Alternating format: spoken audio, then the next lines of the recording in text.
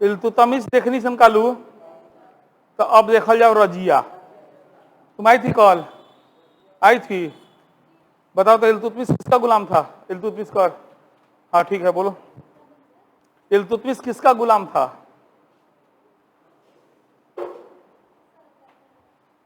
बताते हैं, इतना इतनी सब पढ़े नहीं कालू, और वही में गड़बड़ा गई तुम। मोहम्मद गोरी का, हाँ क्या गुलाम था?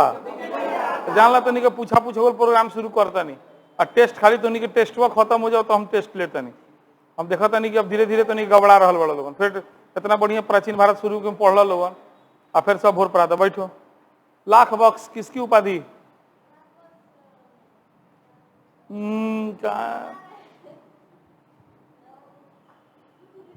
कुतुबुद्दीन ऐबक, दिल्ली का प्रथम सुल्तान। वेरी गुड, बैठो, तू खड़ा होगा। हाँ बताओ, कुतुबुद्दीन ऐबक की मृत्यु कैसे हुई? पोलो गेम खेल रहा था, ऑप्शन में पोलो ना रही। हाँ बैठो, चलिए पढ़ा लोगन ध्यान से। तू तू खड़ा होगा तो आपके पीछे। इल्तुतमिश को कहाँ दफना, कुतुबुद्दीन ऐबक को कहाँ दफनाया गया? दिल्ली में। कल आए थे? नहीं आए थे? बैठो, कहाँ दफनाया गया? बैठ, पढ़ा लोगन ईमानदारी से पढ़ा, ना तो काम खराब हो जाए। एक बार जान लो लोगन, ना पढ़वा लोगन कोनो इतना बढ़िया कल कहानी सुना सुना के याद करा दे, पूछ के तब भेज ले रही। सारा सवाल पढ़ा के पूछ लिए थे, आप सब लोग बता दिए थे जो कल आए थे, अब तब कहें ठीक है जाइए। अब आप लोग अब घरे जाइएगा, बिल्कुल ही नहीं पढ़िएगा तो कैसे होगा? हाँ, आप 6 महीना बिल्कुल अपन नाम मत सोचिए, अपन नाम भोर पर आ जाइए। दिमागी ना है, अगर आपका नाम कोई नहीं पुकारे, आप सोचिए नहीं, तो आप अपना नाम भूल जाइएगा। यही हम लोग के बॉडी का जो बनावट है उसी के हिसाब से, तो उसके लिए रिवीजन करना पड़ता है। तो कोई भी चीज को, गुरु का काम क्या, उसको सरल बनाना, आसान बनाना। हम आसान बना के कहानी सुना के समझा के सब करा दिए, पूछिए आप सब लोग बताए थे, और आज कर रहे हैं। इसका मतलब सीधा है कि आप घर पे नहीं पढ़ रहे हैं, जबकि पढ़ना ही इकलौता आपका काम है। ऐसा तो नहीं कि 50 गो आपको काम बाबूजी दे रखे हैं, आप नहीं टॉप कीजिएगा तो मैंने काहे नहीं टॉप कीजिएगा, हमको समझ में नहीं आता है। तो मेरे जैसा गुरु आपको मिला हुआ है, हम कह रहे ना पढ़िए ना, कितना पढ़िएगा, कितना डीपली पढ़िएगा। अब आप घरे जाकर पढ़वे नहीं कीजिएगा। एक तरफा कोनो दुनिया में चीज संभव ना बा, एक तरफा प्यार, एक तरफा नफरत ना संभव बा। दोनों तरफ से होता है तबे काम बनता है। हम एक तरफा कितनों मन से पढ़ा दी, आप पढ़वे नहीं कीजिए तो मेरा सपना सपने रह जाएगा। हम चाह रहे हैं कि आप विश्वास कीजिए, इतना बढ़िया इंटर का पढ़ाई बिहार में कोई मास्टर नहीं करा सकता है। तथ्य 50 को लिख के नोट दे के रटवा देगा, कहानी सुनाने का दम नहीं है, उतना डीपली नॉलेज नहीं है इंटर के मास्टर को इतना पढ़ाने वाला। ऐसे ही नहीं यूट्यूब पर वीडियो डाल देते हैं, हमको पता है यूट्यूब पर वीडियो कौन डाल सकता है? जिसके पास टैलेंट होगा, जिसको अंदर डर नहीं होगा, उसको लगता है वो पढ़ा रहा है पूरे इंडिया में कोई देखे तो उसका शिकायत नहीं हो। डरपोक मास्टर के बा हिम्मत बा डरेगा, डाल के दिखा दे से को पढ़ावल क्लास के वीडियो। तो जब आपको पिता का सपोर्ट है, गुरु का सपोर्ट है, एगो आप अपने चलते सबका दिल तोड़िएगा तो कैसे काम चलेगा? कोई कमी है बोलिए कि सर ये कमी है, ऐसे कीजिए वैसे कीजिए, हम नहीं करे तब ना, है ना? इतना बढ़िया तथ्य ले याद करा देते हैं, ऑब्जेक्टिव ले पूछ के बता देते हैं, कहानी ऐसा सुनाते हैं कि आप 2-2 पन्ना लिख सकते हैं। यही हमको डरो लगता है कि लगिएगा लिखने तो बहुत कहीं पता चले कि क्वेश्चन में न रह जाइएगा, है ना? इसीलिए शॉर्ट नोट्स बनाए हैं आपके लिए, है? चलिए ध्यान दिया जाए। इल्तुतमिश जब राजा था तभी उसका जो सबसे बड़ा बेटा था उसकी मौत हो गई, जो सबसे योग्य था। एगो बेटा और उसका बड़ा था जिसका नाम था फिरोज, वो महान आलसी अय्यास आदमी था। तो इल्तुतमिश के सामने एक बहुत बड़ी चुनौती हो गई कि मेरे मरने के बाद मेरा उत्तराधिकारी कौन बनेगा, क्योंकि उसका जो योग्य बेटा था, जो लायक था, जो बुद्धिजीवी था, वो तो मर गया 1229 में, उसकी मृत्यु हो गई। ऐसे परिस्थिति में उसने अपनी बेटी को सोचा हम इसको बनाएंगे क्योंकि इसका लक्षण ठीक लग रहा है, लेकिन कहा ऐसे नहीं बनाएंगे, पहले इससे हम परीक्षा लेंगे, अगर उस परीक्षा में पास करेगी तब हम घोषणा कर देंगे। तो एक बार जब वह ग्वालियर में लड़ाई लड़ने गया ना, तो कहा कि बेटी तुम दिल्ली का प्रशासन देखना, समझ लो कि तुम ही राजा हो और तुमको जो इच्छा हो करना, हम आएंगे देखेंगे राजकाज तुम कैसा कर रही हो। जब वो ग्वालियर से लड़ाई जीत के आया तो देखा अरे गजब, ये बहुत सुंदर से शासन प्रशासन की है, सारे लोग खुश हैं। तभी उसने घोषणा कर दिया कि मेरी मृत्यु के बाद मेरी बेटी रजिया उत्तराधिकारी बनेगी। अब इल्तुतमिश थोड़ा मजबूत शासक था, शक्तिशाली शासक था, तो उसका कोई विरोध नहीं किया। जब वो कहा तो उस समय उलेमा माने होता है मुस्लिम धर्म गुरु, मुस्लिम साधु को क्या कहा जाता है, उलेमा। और उलेमा का शासन में बहुत ही हस्तक्षेप होता है। जो दरबारी अधिकारी कोई कुछ नहीं बोला, जबकि किसी को यह निर्णय पसंद नहीं था, फिर भी इल्तुतमिश के डर से कौनो कुछ ना बोला। इल्तुतमिश की एक अन्य पत्नी, दूसरी पत्नी थी, उसका नाम था शाह तुर्कान। क्या नाम था, थोड़ा डीपली पढ़ा देते हैं, कहानी है, अच्छा लगेगा सुन के। शाह तुर्कान, इसका बेटा था फिरोज। अब ये शाह तुर्कान किसकी पत्नी थी, इल्तुतमिशे के पत्नी थी। इल्तुतमिश की कई रानियां थी, उसमें से एक रानी शाह तुर्कान भी थी, इसका बेटा था फिरोज। अब ये सोची कि रजिया को ये अपना उत्तराधिकारी बना दिया इल्तुतमिश, हमर बेटा है नहीं ये बनता। इल्तुतमिश कहा ना, फिरोज उस लायक नहीं है, अय्याश आदमी है, आलसी आदमी है, इसको हम राजा नहीं बना सकते। तो उस समय शाह तुर्कान भी कुछ नहीं बोली, और दरबारी अधिकारी उलेमा सब से मिल के चली लगी चाल चल। जैसे इल्तुतमिश मारा वही रात सबको मिला ली और कहे तुम लोग मेरे बेटा को राजा बनाओ, सपोर्ट करो, है ना। तो सब लोग मिलकर, ऐसा लोग नहीं चाह रहा था कि बाक एगो औरत के आगे मुड़ी झुकावल जाई, हैं राजा बनी, हमनी को ओकरा प्रणाम करे के हुई, ओकरा से राय विचार करे के हुई, तो एगो औरत के आगे हम कैसे झुक सकत नहीं। तो सब दरबारी अधिकारी उलेमा वजीर सब कहल कि ना रजिया ना बनी, कौन बनी, फिरोज बनी। बस इसीलिए इल्तुतमिश की मृत्यु के बाद किसको शासक बना दिया गया, और फिरोज राजा बन गया। उसके बाद ये तो हो गया अपना अय्यासी में डूब गया, शराब शबाब कबाब में डूब गया, ओकर मतरिया हो गई मेन। अब ये लगी अत्याचार करने। इल्तुतमिश के जितना भी लड़का फैका था अन्य दूसरा, कोनो के अंधा करवा दी, कोनो को मरवा दी, कोनो से राय विचार दरबारी अधिकारी से नहीं करती थी, सारा निर्णय खुद लेने लगी। तो दरबारी अधिकारी सोचा कि रे भाई कैसे मेहरारू भाई, ये तो एगो बेटा का राजा बनिल, काम अपने करता, हमनी के कोनो वैल्यूए नहीं रह गए। तो वो सब भी नाराज हो गया।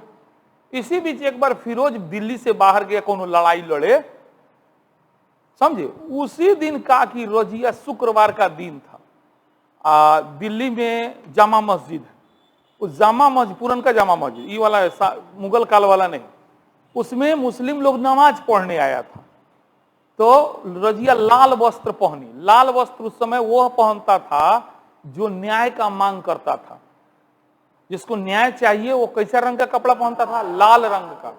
तो लाल रंग का कपड़ा पहनी और चली गई नमाजियों के पास और जाके बोली कि देखिए मेरे पिता ने मुझे अपना उत्तराधिकारी बनाया है, और आप देख रहे हैं जो दरबार में लोग हैं मिल के फिरोज को राजा बना दिए, और फिरोज अयोग्य आदमी है, अय्याश आदमी है, ये अत्याचार कर रहा है, उसकी माँ अत्याचारी है, आप लोग मेरा सपोर्ट कीजिए, मुझे राजा बना दीजिए।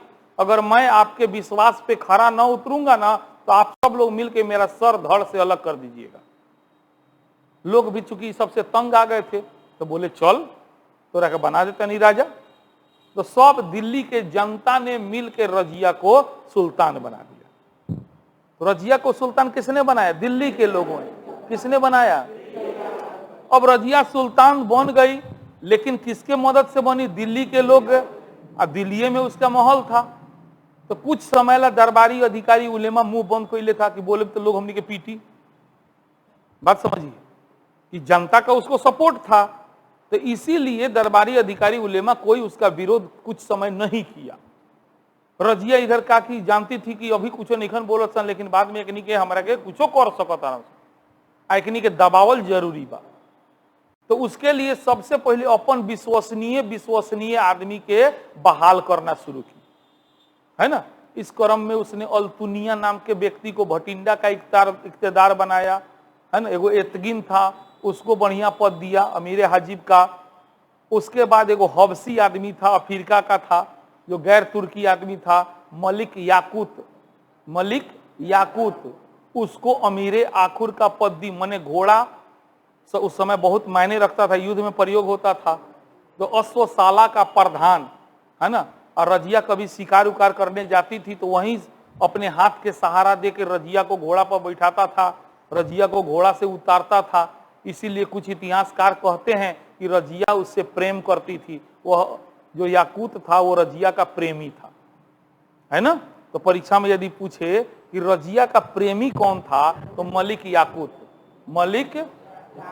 याकूत था। इसे सब बहुत डीपली हो गया, बीपीएससी लेवल का सवाल हो गया, है ना। उसके बाद देखिए अपन आदमी के बहाल कर दी। उसके बाद उसने अपना वेशभूषा बदल लिया, कहा कि ना जनाना कपड़ा पहने तक कोनो ने डेराई हमरा से, मर्दाना कपड़ा पहन ली। दरबार में खुले मुंह जाने लगी, जाकर सिंहासन पर बैठती थी, खुद फैसला करती थी, किसी से कोई राय विचार उलेमा तुलेमा केहू के वैल्यूए नहीं करती थी। शिकार खेलने जाती थी।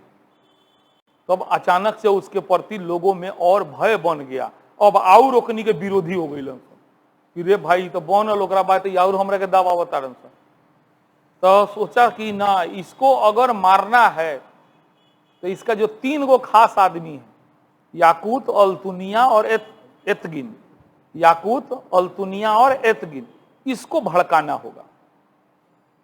तो इसमें से याकूत नहीं भड़का, बोला ना, हम रानी के प्रति वफादार हैं, थे, रहेंगे। लेकिन अल्तुनिया एतगिन भड़क गया, मेन षड्यंत्र करता हो गया। वह सब मिल के प्लान किया कि देख भाई, अगर रजिया के मारे के बाद तो दिल्ली में संभव नहीं है, ऐसे कि दिल्ली में एक पूरा जनता सपोर्टर बा, एक पर अटैक कर जाए तो हमनी पर लोगे अटैक कर दी, एक के ले चल दिल्ली से बाहर, समझे। दिल्ली से बाहर कोनो बहाना से एक के ले चल और नहीं करी मारा जाए।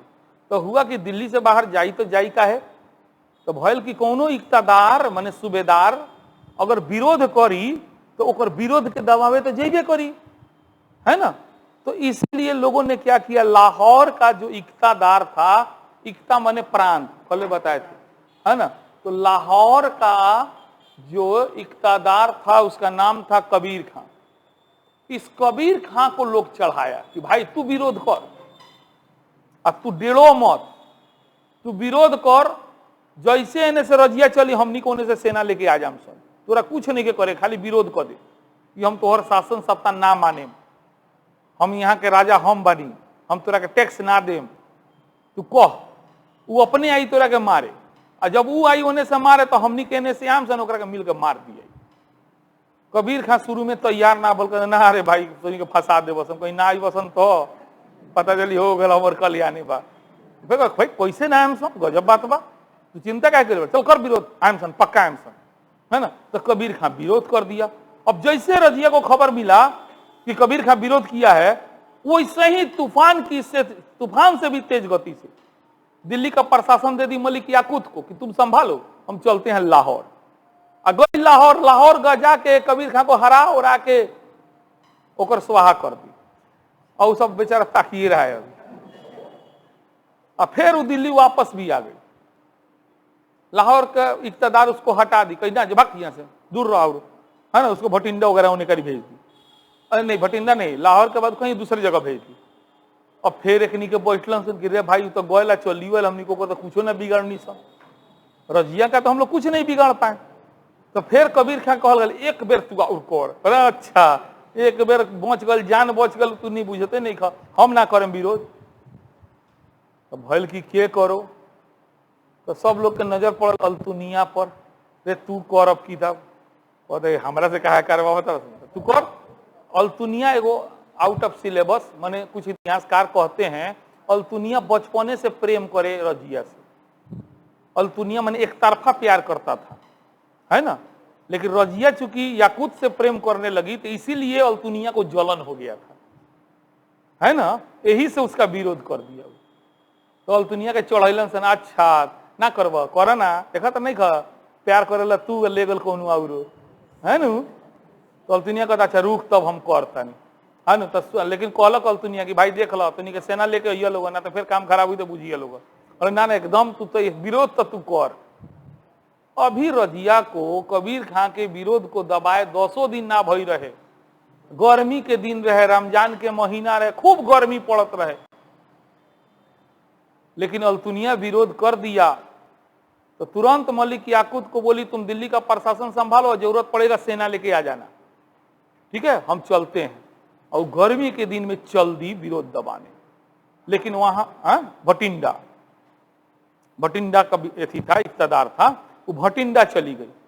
अब भटिंडा गई, खूब जबरदस्त लड़ाई हुआ, लेकिन उससे पहले से अब की बेर तैयार था, इसीलिए रजिया हार गई, उसको पकड़ के जेल में डाल दिया सब, अल्तुनिया उसको जेल में डाल दिया। उसके बाद जितना विद्रोही था इधर क्या किया, सब की मलिक याकूत को मार दिया सब। जैसे रजिया दिल्ली छोड़ी सबसे पहले मलिक याकूत को मार दिया, कि ना रही ना यहाँ से सेना भेजी, है ना। मार के एक गोड़ा के बहराम सा के रजो बना दिल, और रजिया भी बेचारी भटिंडा में बा, और रजिया कमजोर पड़ गए, हार गए, ओकरा के पकड़ के जेल में डाल दिलन सब। अब ओकरा बाद जितना अल्तुनिया एतगिन सब लोग इकट्ठा भयल तो बहराम शाह के राजा बना दिलन सन। अब बहराम शाह के राजा बनावे से पहले कह दिया कि सुन तू नाम मात्र के राजा बाड़े, काम हमनी करबो, खाली तू सिंहासन पर बैठिए, अनु सारा निर्णय हमनी लेबो। आ एगो नया पद बनैलन सन, नाइब। नया पद कौन सी बनैलन सन? नाइब। सारा शक्ति एकरे में धो दिलन सन। तो अल्तुनिया चाहे कि हम बनी, एतगिन चाहे हम बनी नाइब, लेकिन ये पद दे दिलन सन एतगिन के। अल्तुनिया नाराज हो गए, कहलक ई कौन बात, बोल विरोध कैनी हम सब कैनी, हम नाइब बना दिल तो नहीं एतगिन के। मुंह लटकैले चल गल भटिंड। वहां गल तले रजिया के पता चल गए रहे कि अल्तुनिया नाराज बा ओकनी से, है न। तो ओकरा के फंसा के ओकरा से बियाह कर लेलक। तो इस तरह रजिया का पति कौन हो गया? अल्तुनिया। रजिया का पति कौन बना? प्रेमी कौन था? याकूत। प्रेमी कौन था? तो इस तरह से उसने कहा कि अल्तुनिया से उसने शादी कर ली, और शादी करके बोली सेना तैयार कर चल दिल्ली, देखल जब क्या करता लोग, है ना। उसके बाद इस सब एगो विशाल सेना लेके दिल्ली पर आक्रमण किया, लेकिन ये सब बहुत कमजोर हो गया था उस समय तक, ऐसा बहुत शक्तिशाली हो गया था, है ना। लड़ाई हुआ, हार गया तो फिर भटिंडा वापस आ रहा था। पहले रास्ते में कैथल नामक एगो जगह बा हरियाणा में, वही जन डाकू सब मार दिलक। डाकू सब, लुटेरा सब जो है रजिया को और अल्तुनिया को मार दिया। इस तरह रजिया का शासन समझ में आया कहानी? तो भरा लोगन पर। रजिया सुल्तान किसकी बेटी थी? भरा था इल्तुतमिश की बेटी थी।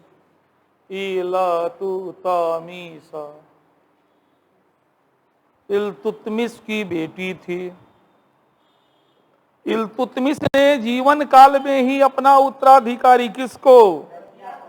रजिया को घोषित कर दिया था, किंतु इल्तुतमिश की मृत्यु के बाद कट्टरपंथी उलेमा और 40 अमीर सरदारों ने एक महिला को अपना सुल्तान मानने से इनकार कर दिया। फलतः रजिया के भाई किसको? फिरोज शाह, पूरा नाम लिख लीजिए, फिरोज शाह। रजिया के भाई फिरोज शाह को सुल्तान बना दिया गया, किंतु रजिया ने हिम्मत नहीं हारी। एक दिन फिरोज अभियान के लिए दिल्ली से बाहर गया हुआ था, तभी रजिया कहां के लोगों से?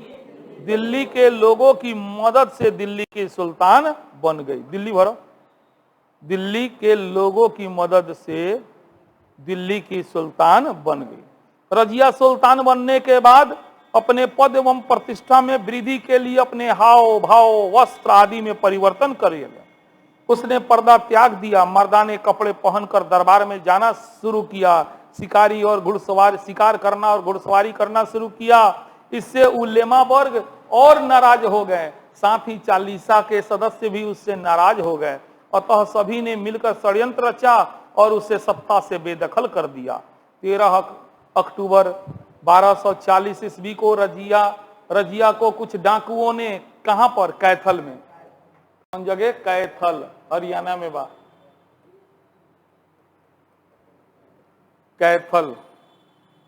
कैथल में हत्या कर दी। इस प्रकार रजिया दिल्ली सल्तनत की प्रथम और अंतिम महिला शासिका सिद्ध हुई। चलिए नेक्स्ट है गयासुद्दीन बलबन। अब सुनिए, इल्तुतमिश के मृत्यु के बाद और बलबन से पहले 5 गो शासक हुआ है, एगो दूगो ना, 5 गो, मतलब 1265 ईस्वी में बलबन शासक बना। इल्तुतमिश कब मर रहा है, 1236, यानी आप देख लीजिए 1265 माइनस 1236, 15 में से 6 गए 9, 5 में से 3 गए, माने लगभग 30 वर्ष या 29 वर्ष में कौ गो शासक, 5 गो शासक। यही से क्लियर बा कि राजा जो बने नु वो अपना मन से ना बने, वो काफी कमजोर हुई, ओकरा के मार देते हैं, हटा देते हैं, फिर दूसरा के, फिर तीसरा के। तो हो भयल का कि इल्तुतमिश जब मरल तो इल्तुतमिश मरे से पहले वो अपना चालीसा के गठन कैले रहे, पढ़ले नु मनी। अब इस चालीसा के कंट्रोल करल बड़ा मुश्किल पड़ गए इल्तुतमिश के लइका फैकाला, बहुत शक्तिशाली हो गए रहलन। अब शक्तिशाली हो गए रहलन तो एकनी के राजा बन जाए के चाहिए, तो फिर एकनी के काहे ना बनल, काहे कि एमे से कोनो एक गोड़ा के नाम पर बाकी तैयार ना होके कहे अच्छा तू बनब, हम ना बनम का, बात नहीं समझ रहे। क्यों केकड़ा देखते हैं चढ़ता है, बाल्टी में रख दीजिए, आराम से नहीं निकलेगा, काहे नहीं निकलेगा, काहे कि जैसे चढ़ेगा तो नीचे वाला क्या करोगा, अच्छा बहुए बाहर जाता रहे नहीं, आप पहले तू नीचे रहो। तो वही से चालीसा अपने में लड़े लगे सन, हम बनम तो हम बने, तो सुन हमनी में से कोनो ना बनी, इल्तुतमिशे के खानदान के कोनो बना दिया आ शक्ति हमनी के प्रयोग करल जाए। हाँ ई बात ठीक बा। तो ई क्रम 5 बेर भल, कौ बेर भल, 5 बेर। अंत में इसी चालीसा का सदस्य था बलबन। कौन था, भीतरे भीतरे तैयारी करत रहे कि अगर चालीसा कमजोर हो जाए, यदि चालीसा के सदस्य ऊपर वाला मुंह आदेश आना तो हम मार दी, तो फिर हमर विरोध करे वाला केहू ना रहे।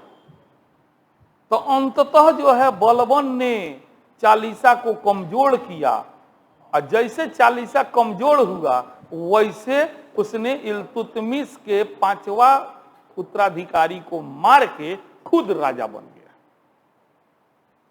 समझ में बात आ गया। तो बलबन जब राजा बना उस समय तक याद रखिएगा ऐसा नहीं था कि चालीसा के सभी लोग मर गए थे।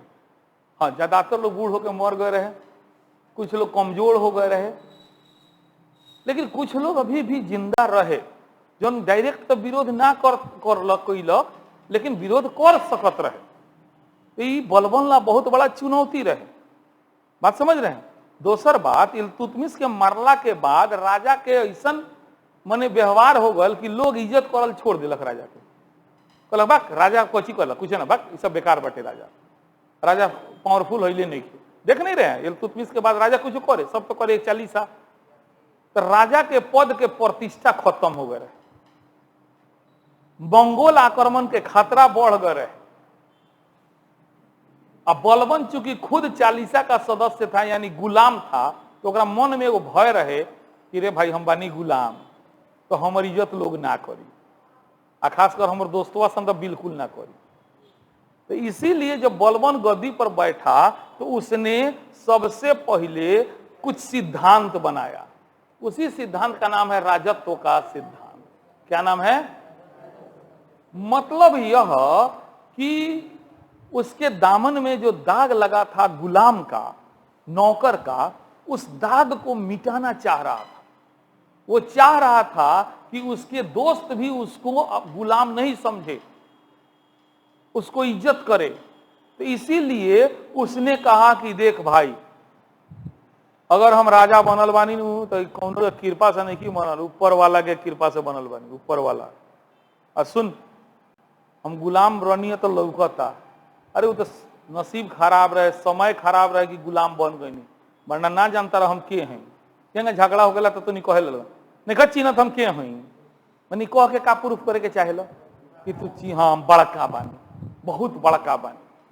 तो ही बलबन कहता तो नहीं चिन्हत नहीं हम के हई, तो नहीं सोचत हो गुलाम है। अच्छा, हम ईरान के जो सबसे सूरवीर आदमी बानू अफरीसियाब, ओकरा खानदान के हई, छोट मोट आदमी ना है ना। तो उसने अपने आप को किसका वंशज बताया? अफरीसियाब।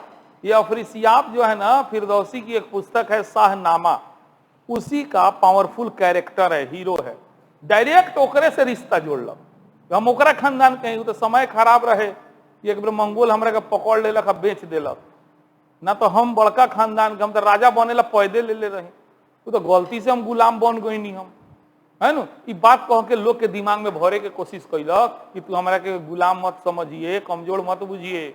सुन, तोनी के दरबार में आवे कोई नू, मुड़ी झुका के आवे कोई, आते हमर पैर चूमे के होई, एकरे कहल जाला सिजदा, सर झुका के आना, आके क्या करना, पांव चूमना, है ना। लेकिन कहला से तो ना हो, ऐसा तो व्यवहारों करे के होई ओकरा।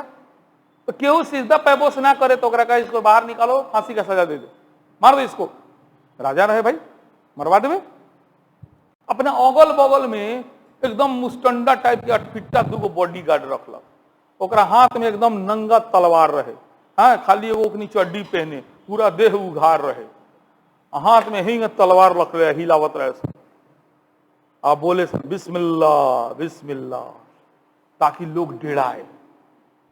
खुद हौसल छोड़ देलक, गरीब आदमी से बात उतना करे, गरीब का अमीरों से बात ना करे जल्दी, हमसे बतियाने का औकात है तुम्हारे, चल शांति से बैठो। ऐसा व्यवहार बनल कि सही में लोग ओकरा से डेरा गए, खूब बढ़िया इज्जत प्रतिष्ठा स्थापित हो गए। मने वो बिना मतलब के केहू से बतियाए ना, बिना मतलब के हंसे ना, कोई काम नहीं, एकदम शराब पियल छोड़ देलक। जानता शराब पियम तो 10 गोला जानी तो के हल्ला करी, वो संगे पी के कुछो कुछो बोली, का ना पियम हम, केहू से भेंटे ना करेम हम, जरा जरूरी बा आओ वो हमरा वजीर से कहो, वजीर हमरा से बतियाई, हम आम जनता से ना बतियाए। एक बेर का बोल, ओकर बेटा के मंगोल आक्रमण में मृत्यु हो गई, आके खबर दिले सन दरबार में कि हजूर हजूर आपका बेटा मर गया, कोई बात नहीं, साफ शांति से करो, कोनो फर्के ना पड़ल ऐसा लागल। क्या जानते रहे अगर हमारा आंख में आंसू आ जाए तो हम गड़बड़ा जाई, तो 10 गो तुरंत हमारे हित बने, अब बाद में वो हमारे कमजोरी का फायदा उठा लिया, जौन काम करत रहे मर गया मर गया, लड़ाई में लोग शहीद होता है, हो गया। लेकिन जब अपना बेडरूम में गर्ल सूते तो बेटा ला तड़प तड़प के रोए, और मौत के कारण हुए बनल, तो अपना बेटा के भूल ना पैलक, लेकिन कभी दुनिया के सामने अपन कमजोरी के प्रकट ना कैलक। बात समझ गए? इस तरह उसने, इसी को कहते हैं राजत्व सिद्धांत। क्या कहते हैं? भरी तो पहले इतना। बलबन किसका दास था? हाँ, इल्तुतमिश का एक दास था और तुर्काने चिहलगामी का सदस्य भी था। इल्तुतमिश के योग्य उत्तराधिकारियों के अभाव में बलबन की महत्वाकांक्षा जाग उठी। उसके समक्ष सबसे बड़ी चुनौती थी तुर्काने चिहलगामी के सदस्य। फलतः बलबन ने तुर्काने चिहलगामी की शक्ति को नष्ट करके कब 1265 में दिल्ली की गद्दी पर बैठ गए। उसने अपनी शक्ति एवं प्रभाव में वृद्धि के लिए राजत्व के सिद्धांत को प्रतिपादित किया। इस सिद्धांत के अनुसार सुल्तान जो होता है ना, वह ईश्वर पर, पृथ्वी पर किसका प्रतिनिधि होता है? ईश्वर का प्रतिनिधि होता है। अतः सुल्तान की अवहेलना नहीं करनी चाहिए।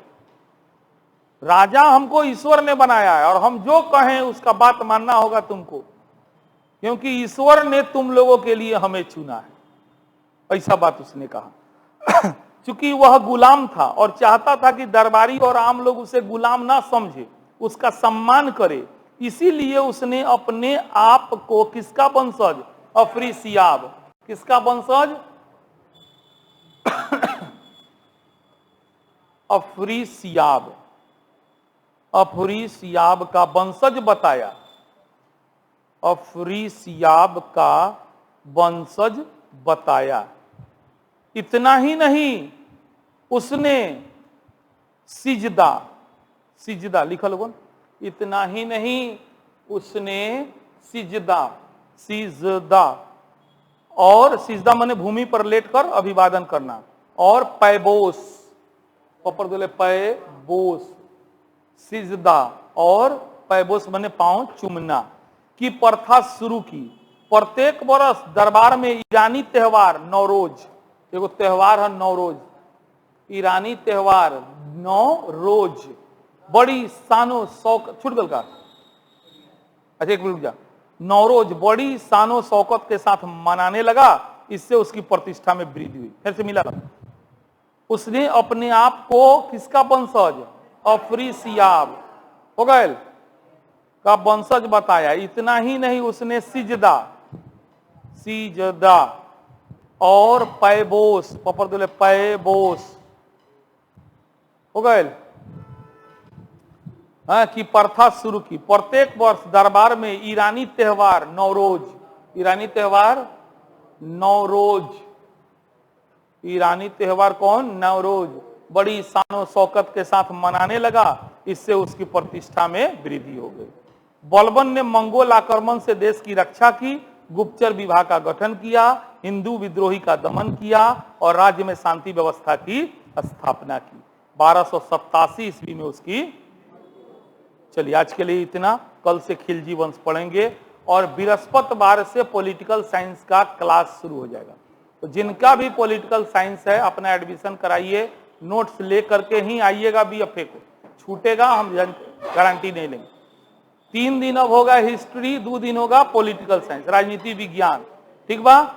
तनी अपन प्लीज दोस्त लोग के बता दी कि सर पॉलिटिकल साइंस के क्लास बीएफए से शुरू कर दिए।